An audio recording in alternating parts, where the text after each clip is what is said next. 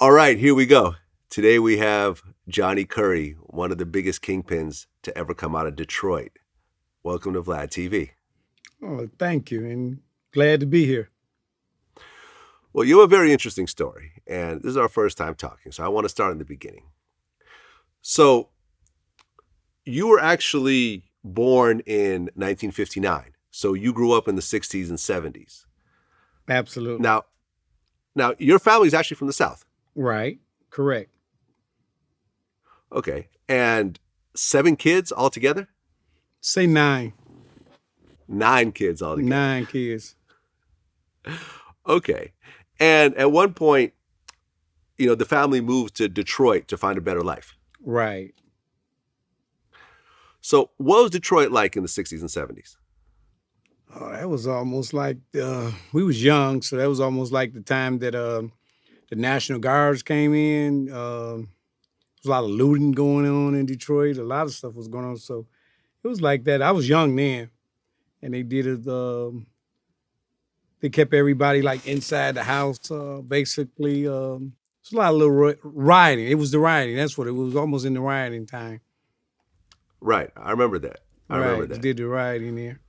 hmm Now, you had a big family, and you guys grew up in kind of a lower middle class neighborhood. Was your Definitely family was your family struggling, or were they okay? struggling. Yeah. Yeah, they was What do you definitely think was struggling. what do you think was the hardest thing growing up in terms of being in a family that big? Being a family that big, actually to to feed us for my father, mother, and she was only my father was the only one working, so my mother wasn't working. She was just like a at home mom trying to take care of family, and then my father worked at 2 jobs. Matter of fact, he worked at 2 jobs to try to provide for us. Okay. And at one point, you actually grew up in the church. Yeah, I went to church. I was an altar boy. Matter of fact, I was an altar boy at a church. Okay. So you're an altar boy in the church. You're growing up in this family. Your dad's working 2 jobs. Mom's a stay-at-home mom. Right, Uh, absolutely. but at one point, you start getting mixed up in the streets. Yes, I did. I started getting mixed up in the street. Actually, what started off getting mixed up in the street actually with the gang. It was called the BKs. I started got tied up with the BKs, Earl Flynn's, Hustlers, Chain Gang. That's when it first kind of started off a little bit there. Right. And the BKs stood for Black Killers. Black Killers, yeah, absolutely.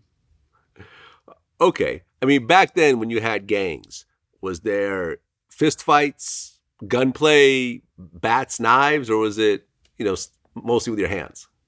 That was gunplay. Okay. Definitely gunplay. Like, how old were you when that started happening? I had to be at least 15 years old. Okay. And what was the first instance that you remember where guns were involved?